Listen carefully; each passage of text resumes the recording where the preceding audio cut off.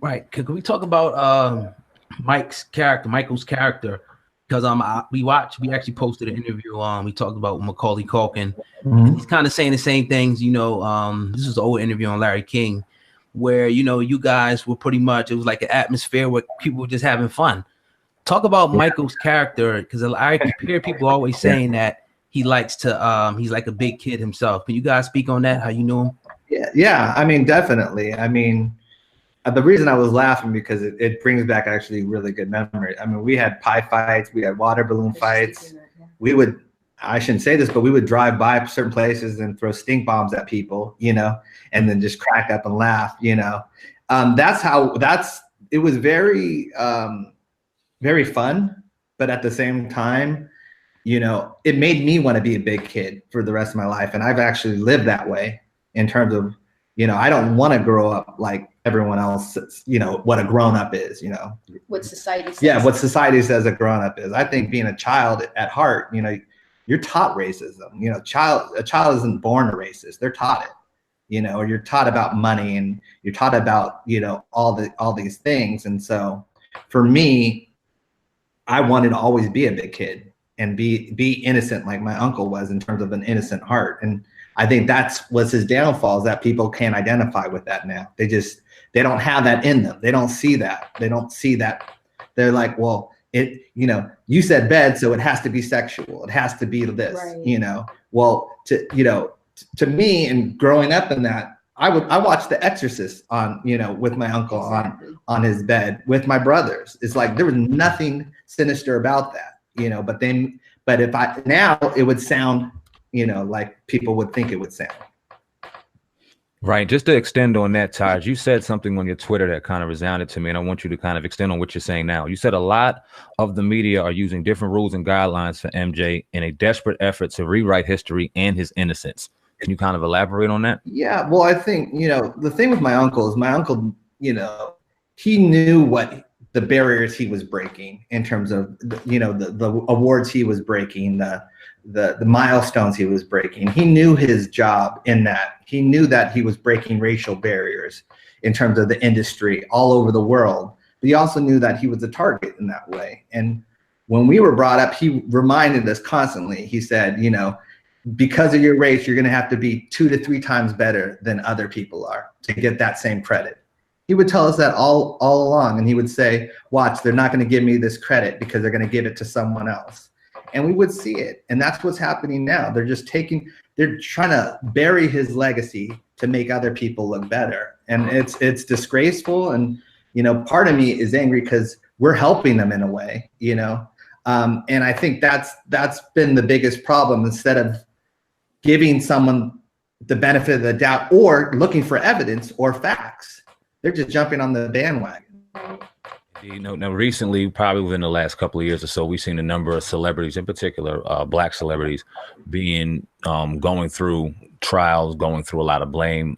Bill Cosby, R. Kelly. Now we see Michael Jackson be brought back up. Now, not to say that one is guilty, one is innocent or not, but when we talk about this on the podcast, we kind of go and ask the question, especially when race is involved. Okay, well, if there is something going on, the question would be why. And when we bring up Bill Cosby, obviously the ownership of NBC and things like that make you tend toward believing, okay, that's something. R. Kelly, maybe not so much. But when you think about Michael Jackson, okay, let's talk about the catalog. Let's talk about what he owned. Let's talk about a little bit of the power that Michael Jackson really had and why they were so hell-bent on destroying him. I think it's not only the power that he had, it's that he didn't conform. He couldn't be controlled. And I think that's what they feared.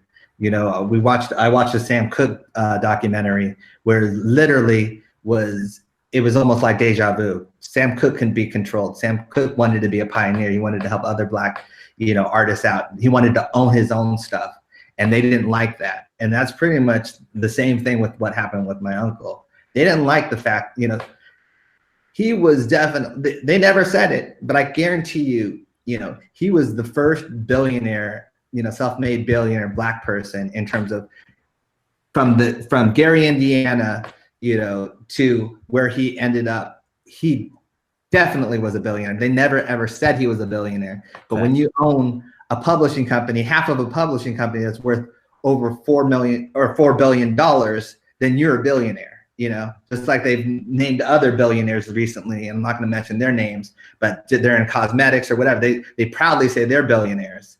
But, you know, with my uncle, they never gave him that props. They even tried to sell the opposite. They Yeah. tried to say that he was broke. Yep. You know what I mean? When he passed, that he was, you know, dying as a broke man. Like this, what? And not only did they say that, but they don't even mention that he gave over $100 million to charities. You know, Exactly. it's like, because that doesn't, if they want to say he died broke, but then say, oh, but he gave hundreds of $millions to charity, that doesn't help their narrative. So they'll just make it sound like he didn't know what he was doing with his money. And so I think with my uncle, he was just, he was a smart businessman. You know, he owned his own music. He owned half of Sony's publishing. So basically any Sony artist or any publishing, from the James Bond theme to, you know, he owned half of that. And he was just sitting there collecting it. And they did not like that. They did not like the fact that this guy had outsmarted them, basically, because they wanted the Beatles catalog. And so that to me was that's when all of a sudden all this started happening, was when he became so powerful and he didn't confine with what they wanted him to be. Is this what you think the main objective behind the documentary and all the narrative is towards your uncle, is the fact that he would never conform?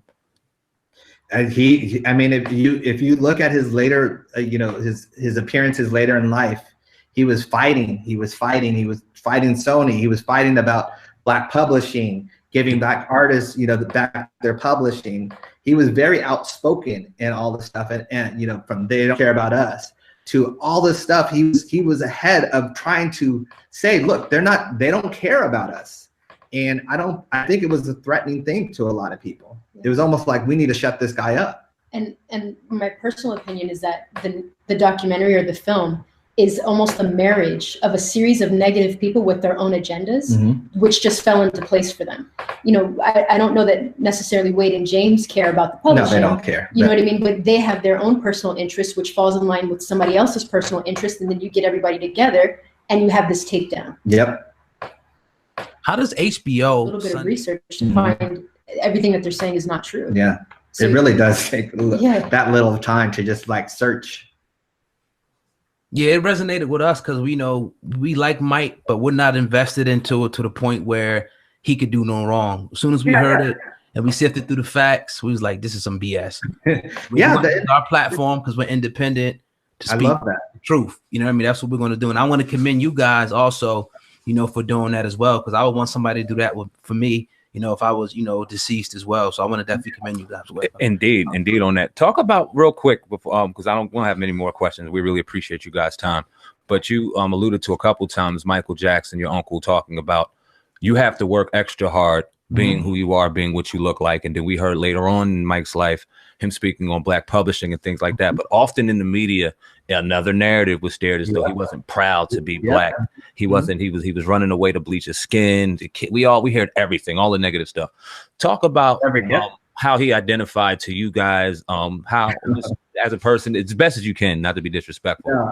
I'm laughing because my uncle, you know, I mean, if you really knew him, he can hang with the best of us, you know, in that way. I mean, and I don't want to go into any stereotypes, but he fulfilled all those stereotypes. You know, he was very proud of his race. Yes. And anyone and where he came from, and anyone that questioned that, he would correct them right away. He did that in interviews.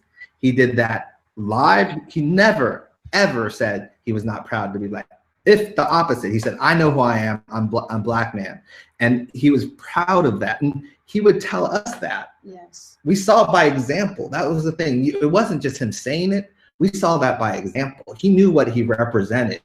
And that was the media. I think that was the media's best trick that they did, besides this whole allegation thing, was convincing people that Michael Jackson wasn't proud of his race. Right. That was when they got a lot of people, because his vitiligo was what they used in that way.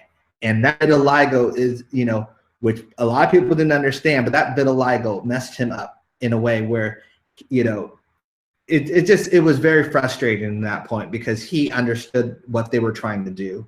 and he couldn't help the skin condition that he had. And for somebody like him who is larger than life, his image is everywhere. And when your color changes and this is who you identify as, you have to deal with that. And you have to be able to stand up and tell people, no, this is still who I am. But like you said, with the media turning it, what are you supposed to do? Yeah, and it's like you saw it like even in Remember the Times, it's like when it came to Black royalty or Egyptians, you know, he made sure it was Black people. You know, he said, no, this is the history of what it is. It's, you know, Cleopatra was Black. You know, he was very proud of that, you know, in terms of changing history in that way, in terms of what people thought. And so that was our uncle. That was us growing up. He always did that. Exactly. Yeah. Well said. Yeah, I got a little angry there. It's like, but it's true though. It's like, you know, that's been the biggest frustration for me is I hear that and I see it on message boards and I see that and it's like, you know, you have to look at what he's done as a Black man and what he's given back as a Black man. You don't listen to what the media says he's done. Look at what he's done, you know, and he's always given back. He's always fought for us in that way as well. I mean, yeah, it's like, oh. Speak on it, man. Now I'm very happy you're saying it because these are things we don't hear. Inner city kids, you know, Boys and Girls Club, he donated a lot to them. He would always have them up at Neverland, 300 to 400 kids by the busload to give them a day of just hope and inspiration. You know, that was who my uncle was. And the frustrating thing is that that's never reported. You know, you have to search for that. You have to look very hard for that. But my uncle was very, very, very proud of his race. Very, very, very, I want to say country, because he had a country vibe to him. He was. And everyone that, you know, the family got to see it, you know, because we're behind closed doors, we're a pretty country family in that way. And we're proud of it in that way, because we're proud of our race. And I've always been proud of my race. And I will continue always to be proud of my race, because, you know, I feel, I was going to say something, but, you know, we're talented, we're smart.